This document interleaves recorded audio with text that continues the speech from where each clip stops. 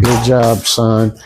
You got one of these Reflex bags. I had this one made at it was made at a machine shop, and I purchased it from the guy that made it at the machine shop. And this spring that's on here and the setup we got right now, and that we've had for a while, is specifically made for Joe to mimic these bags that, unbeknownst to most people, that they had back in maybe the 1910s, but I know they've had them since the 20s.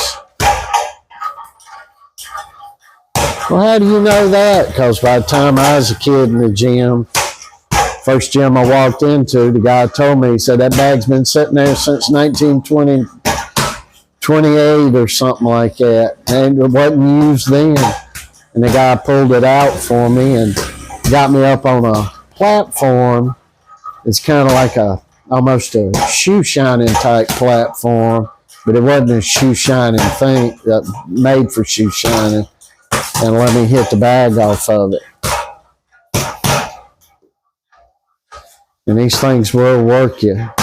And Joe does a bunch of different things on these things. Bunch of different stuff. So, you know, what you see today, you just get from Ryan Garcia, who's probably the best one on these bags today. And then you see guys trying to mimic him, and we're not trying to mimic anybody. We're doing our own thing up in here.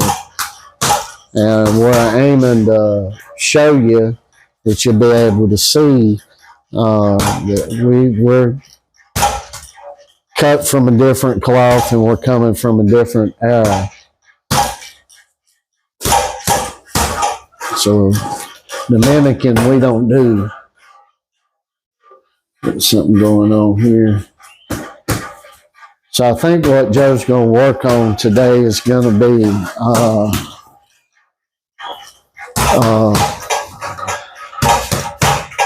Joe, you got 4 minutes on here if you want to take a rest for just a second.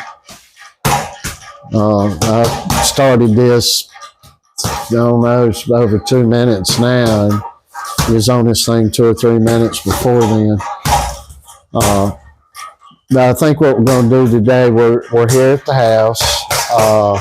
Spent a lot of time in the gym, as we always do, during this week, and done a lot of different things this week, and may have a tournament in a couple of weeks. I don't know.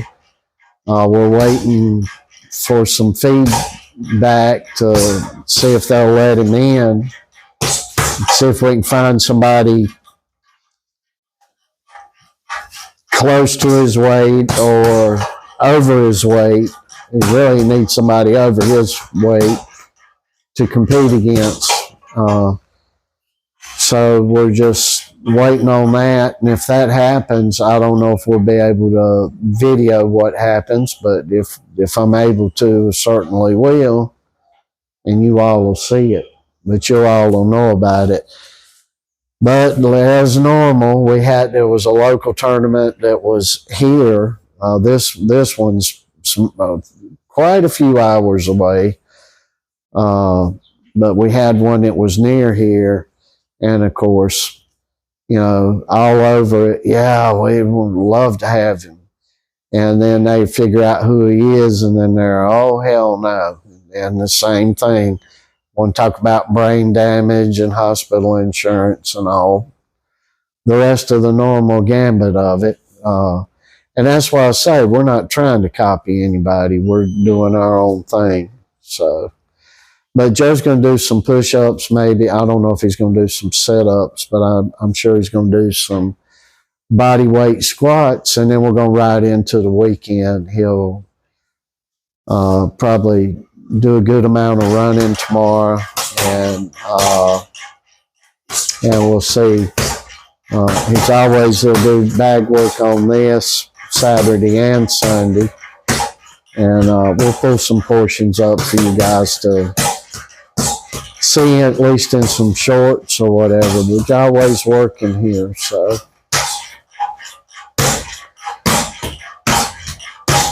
So, but you do about 30 minutes, 25, 35, 40 minutes a day on this thing. And then heavy bag work in conjunction with it. And this will work you. And this will help with your cardio and your speed more. And not really your cardio, your breathing and your speed more in a different way than cardio per se. And of course, the heavy bag's going to help you with your strength of punches. You need to do that. So we'll see you in a few minutes with some push-ups and squats or whatever we're going to do to easily ride on into the weekend here. Gotta be careful.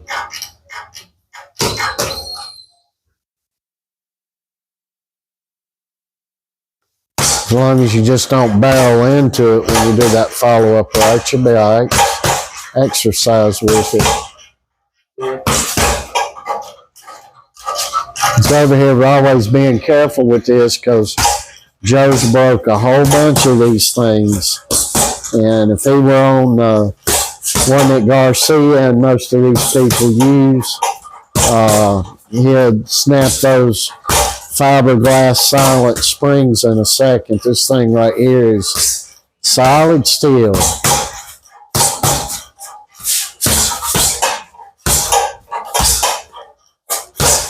So you see different ways he works on it. So we're not doing what everybody else does.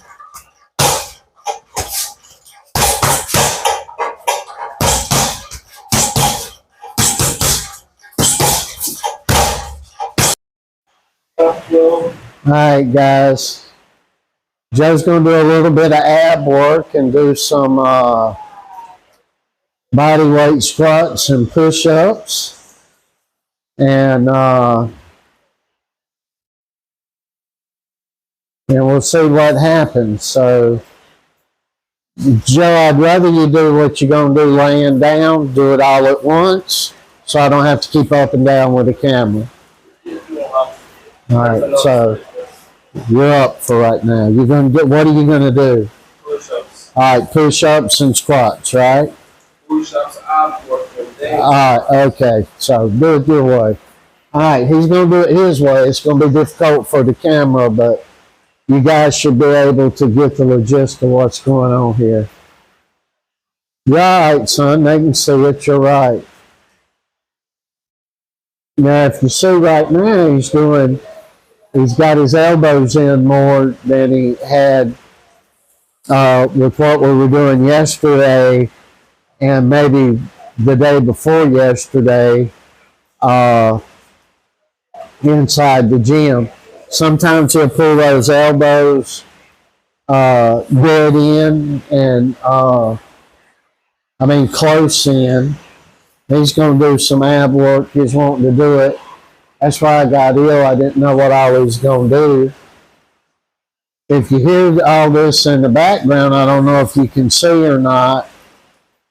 And we're happy because it's raining here in Colombia, and it's, for those of you that don't know, we're in Colombia, South America, and it is hot, folks.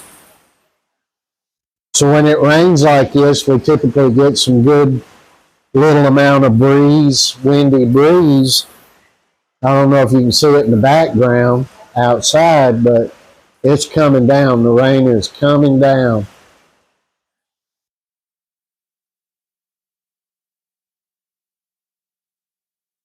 So Joe does different types of exercises. Does a bunch of different types of things. These things he's doing here, you can do at home and or in the gym or what have you. Some of the things he does, you have to really work your way up to it. Joe works out 3 hours a day, 6 days a week, and just always working, and a lot of the things he does, you have to work yourself up to fit in. And yeah, there's other guys that are older that, they do more than what Joe does. Professionals and such. But I don't think there's a 17-year-old boxer on earth today that works harder than he does. I'm not going to say as hard, but in totality with what he does, works harder than he does. And we're here to tell you all you can do it too. So maybe we got a little tournament coming up. It's on the 21st of this month. So hopefully that'll hold out. And if that holds out, folks, you'll be able to see it. If they let us video it on the phone or whatever.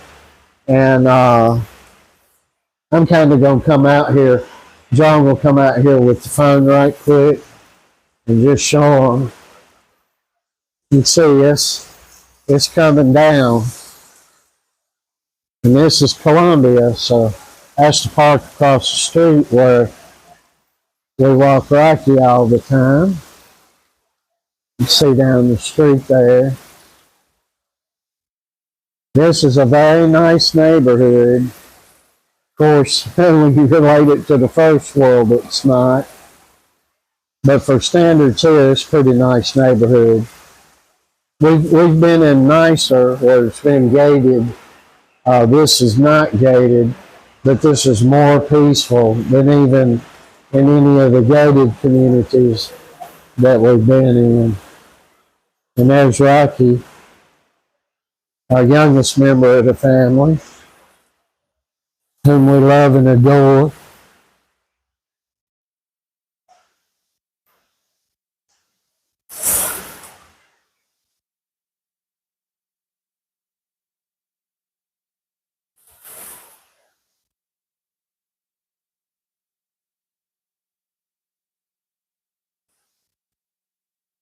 Joe, you think you can pull this back some, where your legs are in between here, where, yeah, just pull it down some, yeah.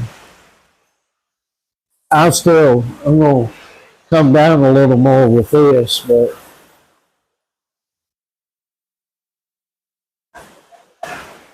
and folks, we'll take a healthy pride in what we got going on. If they let Joe in this tournament, we'll, like everybody else, be in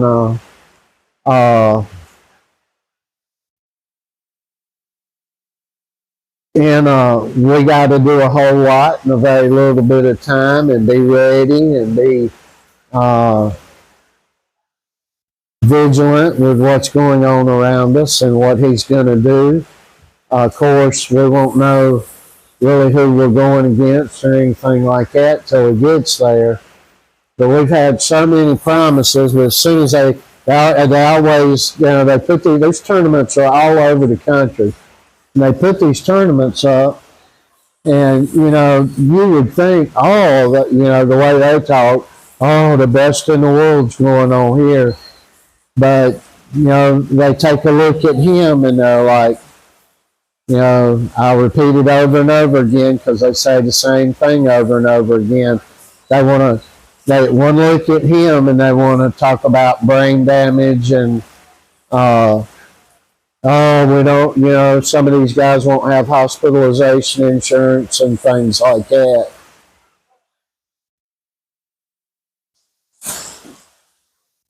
And I'm being told by very reputable people in the United States that Joe's going to have some hard times getting in tournament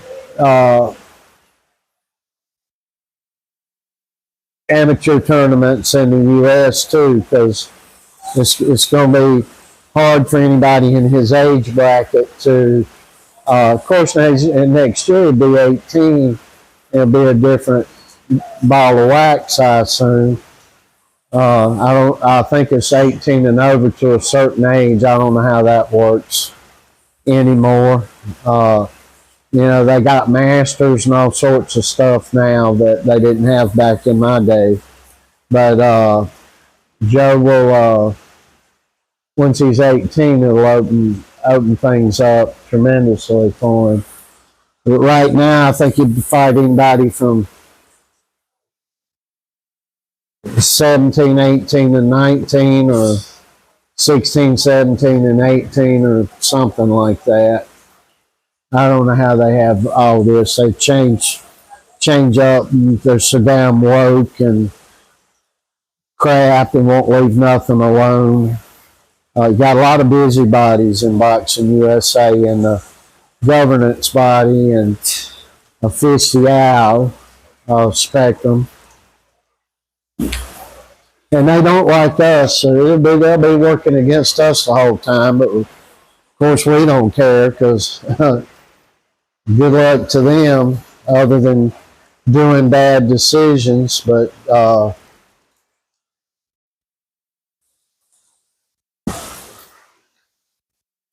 Joe'll shine if he continues and turns pro. He'll really shine. Then there'll be another ball of wax, people working against you.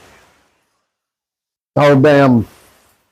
I tell these younger guys and younger trainers, and of course, you guys know we're big Zeke Castro fans. He's now turning pro. I've always tried to give him and his dad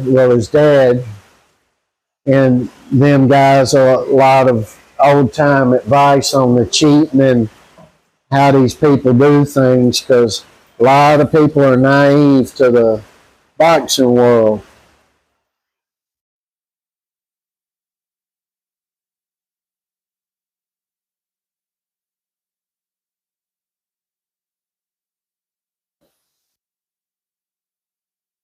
And they'll get in there, they'll feel sorry for a little guy, and they'll give him decisions because they feel bad for the guy or whatever. And it's not as merit-based as it was back in my day.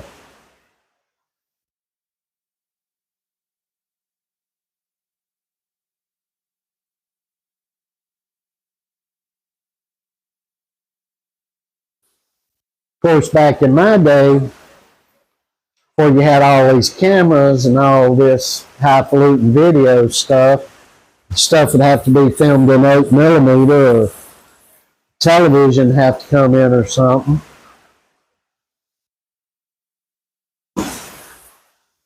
They'd really be worried then, because there wouldn't be no tape backs.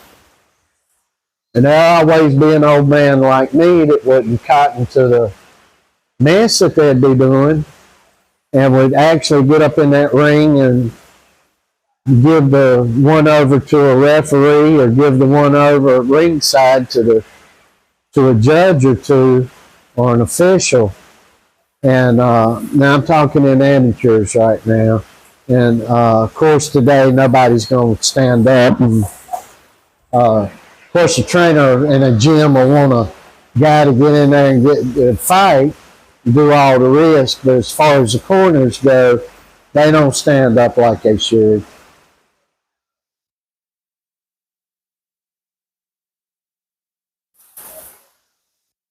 A lot of people say dads don't make good trainers. Probably in a lot of situations they'd be right. And later on, when we get back to the U.S., wherever we end up, of course, there'll be somebody else come in and work with Joe and help Joe. But I'm always going to be there. And I'm going to be the ultimate corner chief no matter what's going on. And I'll be the ultimate protector of my guy. He's my son. And I'd do it for anybody else's kid. And a lot of these guys today, oh no, they won't invite my gym back, or all this mess. And no, you start out like it. See, because it's bad at the local level and the state level, makes it bad at the professional level and the world level. See, you got a guy that's worried about his gym and the totality of that over the totality of his guys, his boys. And no. They don't play that. And you got to look at the history of Panama Lewis, for example. Panama's Lewis' last corner work would have been me if I was in the opposite corner of that guy. Trust me on that. That would have been his last corner work. If the guy's willing to get in the ring and get bashed up and risk his life, then the guy in the corner needs to do the same for the fighter. And it's just all lost today. There's not a lot of honor going on. And people like Ray Arcel being banished out of boxing, going up against the mob. People, Custody Amato being thrust out of the boxing world for going up against the mob, man. The Sicilian Mafia. And you can't find a gym owner stand up for his guys today because, they might not invite my gym back. Or if I say something, maybe they'll score against my other guys. Oh, no. How about just do what's right? And that's the way we fly around here. And that's the way we'll continue to fly. Everything's old school, prim and proper, honor, dignity in ourselves, and willing to give it to others that earn it. And it's a simple process. This is nothing to be doing.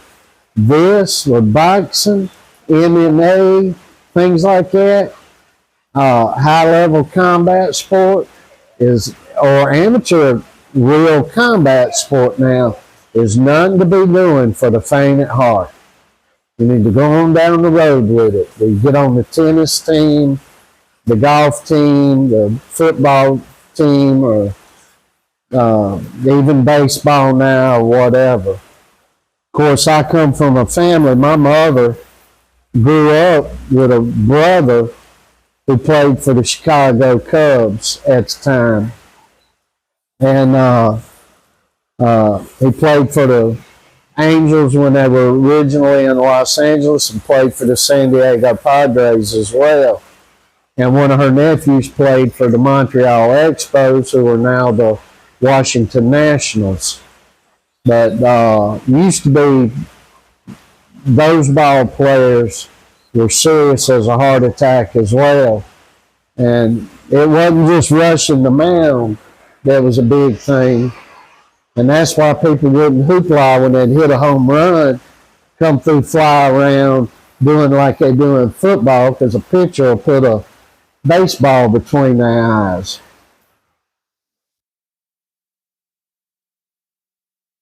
Well, why is that? That's rough. No, that's the way men are supposed to act. It's the way men are supposed to behave. It's called competition.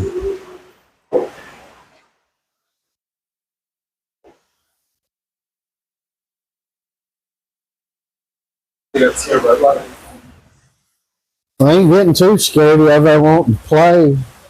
You get nervous about the lightning, the thunder? I don't like it either, Rocky.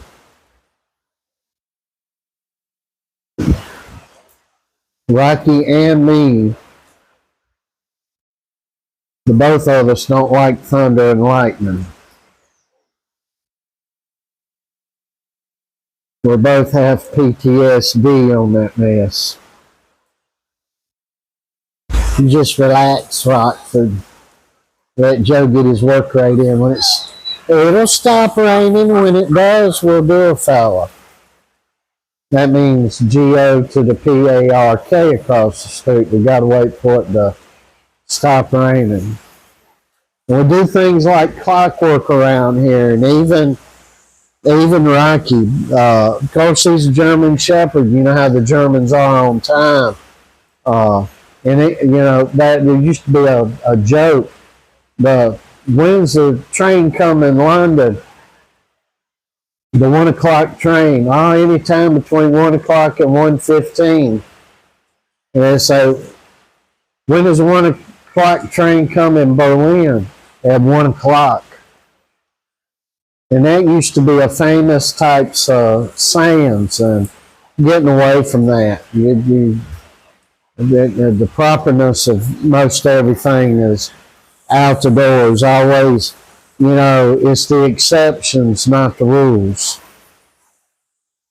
which makes standards go out the door. What you got? How many sets you got? 3? I got 60 push-ups, 60 squats, and 95. Well, why don't you try to do 150 of each? You need some good recuperation time. You get away from this, Rocky. We got there's so much noise. I don't know if it's coming in on this microphone. All right, Rocky, I'm putting this over here. You stop it, you settle down. There's a lot of noise. Is this mic light still on? All right.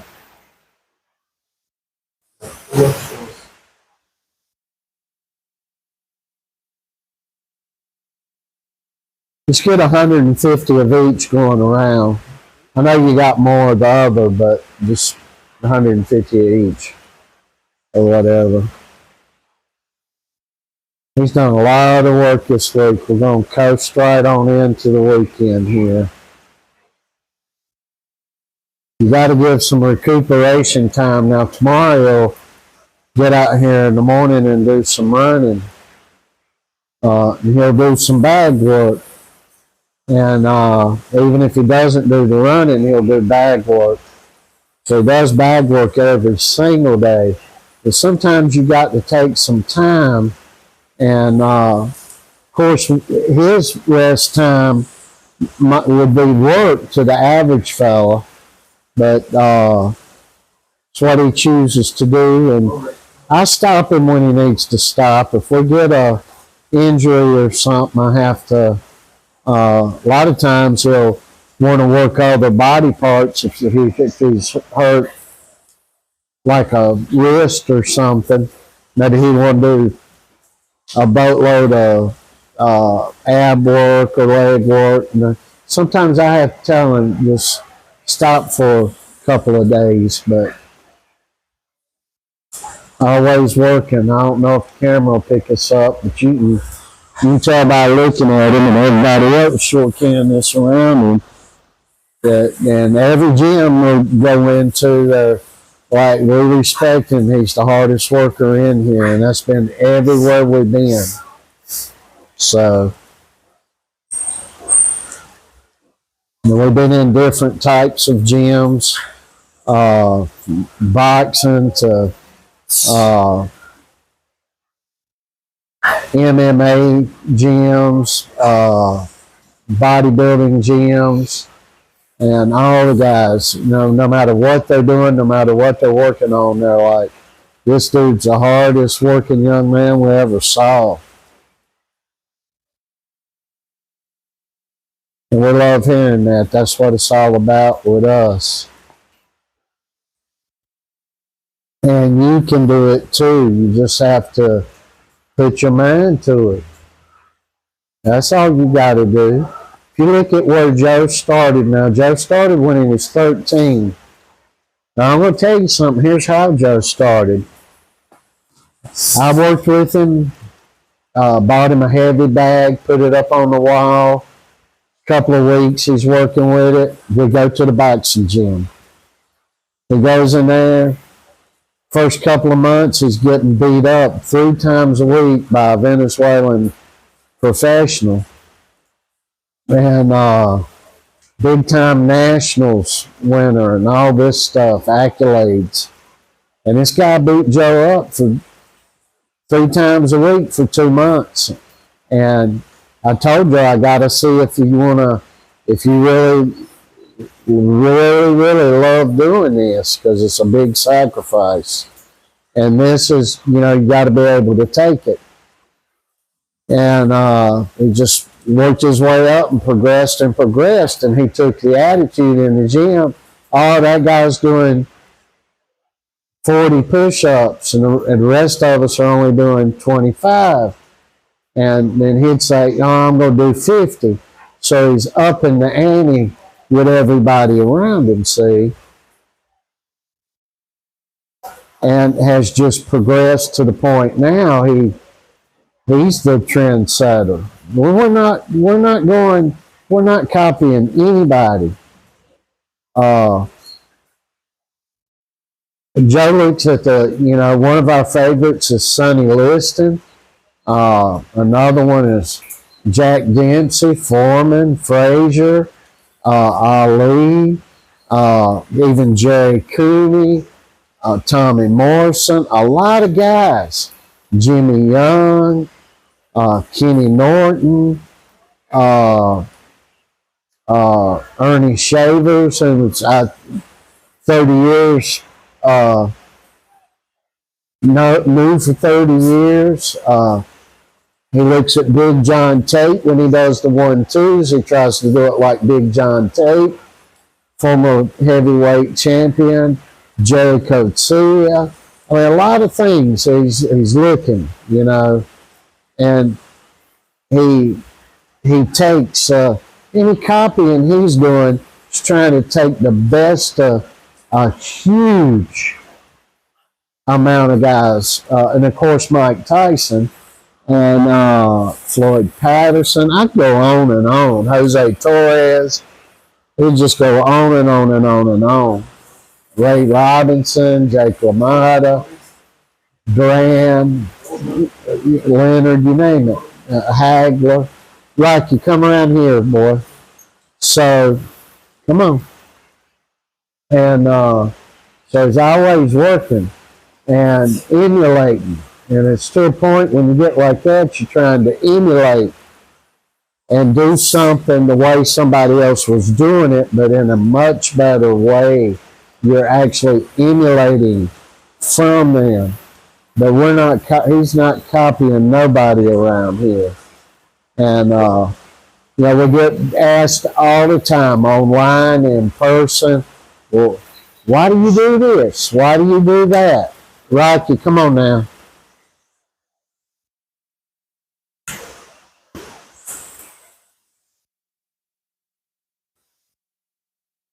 So, just got, always getting asked, why do you do this? I've never seen that before. And we get told a lot of times, you ain't supposed to do this, you ain't supposed to do that. And I tell somebody, I say, even if they're in their damn mid-40s, I'll say, young man, I'll have you know, we were doing this in the 1960s. You don't know what's going on. Well, that ain't good, and I'm like, you thinking how you want to think, you go on with it, and leave us be, and we're going to do what we do. And you get somebody up high enough, they want to come in and test what you're doing out, let's give it a go. And never have no takers on the testing it out theory. Everybody knows everything, and that's even me as an old guy, I still learning stuff. But oddly enough, I'm not learning new things that people are doing today, because there ain't nobody doing nothing new. And when I'm learning and picking up things, it's from yesteryear, old school, what would be considered a 30-ish year old trainer is ancient history that don't work no more, things like that. And then the other thing is, you go into these boxing gyms today, might have 2 or 3 trainers in there, Might have 6 trainers in there. And everybody's doing everything the same way. And you deviate off that an inch and you're doing something the wrong way. And that's no way to train a fighter. No way at all. You got to pick up capitalize on a guy's strengths, build on a guy's weaknesses. And what you have him do, you need to have a comfortable fighter. Case in point, Muhammad Ali, baby. Very comfortable in the ring. Case in point, the Eddie Futch school of beating the greatest one, Ali, because Eddie Futch could take a guy and train him up and say, here's how you're going to beat Ali. And then he'd tell the other guy, here's how you're going to beat Ali. And they beat him. Well, who's that? Joe Frazier and Kenny Norton. Larry Holmes, but of course that's not a good comparison there because Ali was old at that point, but y'all get the drift on that. So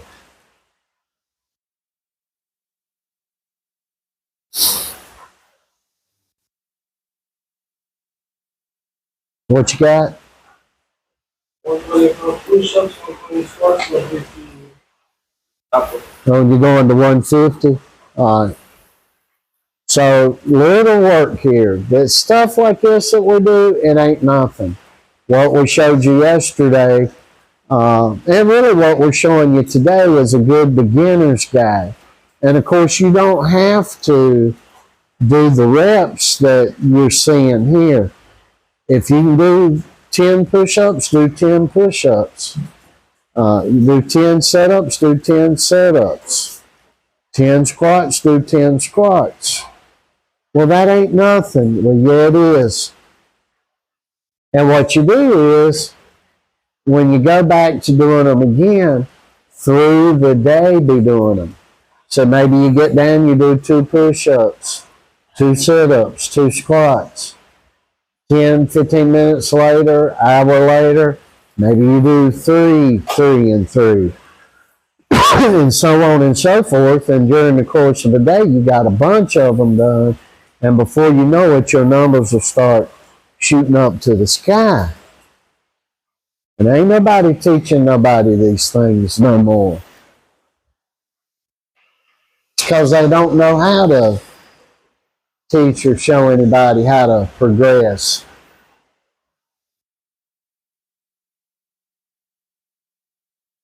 The weakest guys, I was an older man with Joe that came in, the weakest, scrawniest guy. And Joe had a lot to do to help with this too. Was I don't know how much, maybe I think it was like 95 and 98 pound, scrawny little thing. And he left us 125 pound bad dude.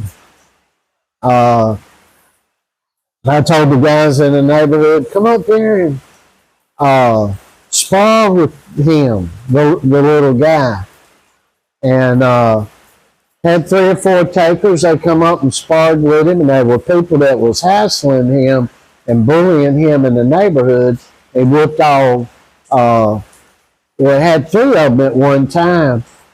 I had the little guy, it was Diego, for those of you who've been watching this channel for a long time. And Diego was in the Shark Tank, and one at a time, and over again, round by round.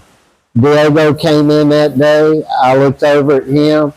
I said, Joe, you tell him right now, we got these boys coming up here. He is to beat up all of them. And that boy looked at me like, oh, I can't do that. And I was like, yes, you can, and you will. And he beat the crap out of all 3 of those guys that were a lot bigger and a lot stronger than him that had been harassing him in the neighborhood. And Joe, how long did we work with him before he beat up those damn fools? 3 months, right? Because Joe would tell us that Joe's told everybody that's worked with him, if somebody in the neighborhood's messing with you, you come to me and, for the younger guys, kids. And Joe would tell them, you're my teammate now. You're my stable mate. And if somebody's messing with you, you tell me, I'll handle it. And not with little Diego. Joe would tell Diego, is anybody messing with you? Not now that they know I'm working with you because they're scared you're going to beat the crap out of them. And so nobody really messed with him. But and I had 3 of them, had 4 of them at one time. And they come in. And one at a time, one round at a time, and Diego about killed these boys. It was on 2 different days, 3 one day, and then the other day we had 4 guys come in, and they couldn't handle him, and they were like, "Oh my gosh!" They come in thinking they were going to whoop up on Diego, and that didn't happen at all, did it, Joe? Diego beat the crap out of all them guys. And not one of them punks asked if I'd train them. They left in disgust because they couldn't do the work, see. And then I asked them all, I said, if you want me to train you, I'll train you. And they didn't want to be trained. They didn't want to do what Diego come in could do 3 push-ups. Then ended up doing 223 push-ups, in sets and all the stuff. And Diego stuck with it. And then them punks, them little delinquent punks, couldn't do it. And they left with their head between their legs and all bent out of shape about it. But one thing about it is nobody messed with little Diego any longer. Nobody. And they moved off, see, but ain't nobody messing with that boy today, I can guarantee you. Guarantee. And I'm gonna tell you, if you're that little guy, maybe you'll be that little guy the rest of your life, but you can defend yourself.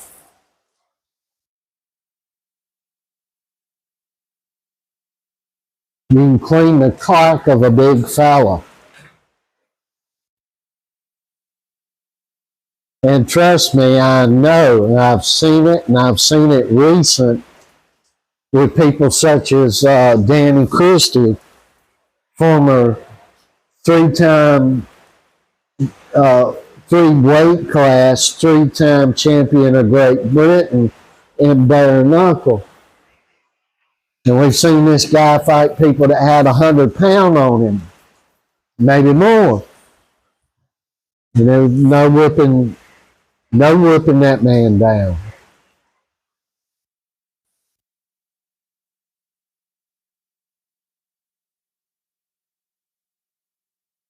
And even Joe, the bigger the guy, the more comfortable you feel with it. So Joe's about 5'9.5" or quarter right now. He's probably about 195 pounds right now. He'd much rather be in the ring with a 6'5", 225, 245 pound man. See, people aren't thinking clearly no more. They're not grasping how this is supposed to work. And they're thinking the Giants win today. What you got right now? Oh, you got it all? All right. So this is just a little bitty workout we showed you a little one yesterday. If you want to, guys, go look at some more extreme stuff. Just go back and look at videos we got that we've had in the past. You can do what you set your mind to if you are consistent at it and take little bitty steps along the way. And that's what we try. That's what I don't show everybody a lot of what we do. I don't want to give away what's in my vest pocket, but I do want to try to motivate every young man around me to be a man and become a man. This world don't have many men no more. We want to motivate people. So I'm going to end this like I normally do. Number one, I want to tell you we hope you all have a great weekend. The important thing, more important that I want to tell you is having a good weekend should be important to you, but Christ is King, Lord, and Savior up in here with us. We hope He is up in where you are. And if He's not, we unapologetically hope He will be soon. And much love to you all. Everybody have a great weekend. Joe will be doing some bag work through the weekend. We'll probably put a few, at least, shorts up. So we want everybody to know we love you. Stick around. Keep motivated. Move forward. Take little bitty steps at a time along the way. Move yourself up. You can make things happen with a positive mind and a good heart.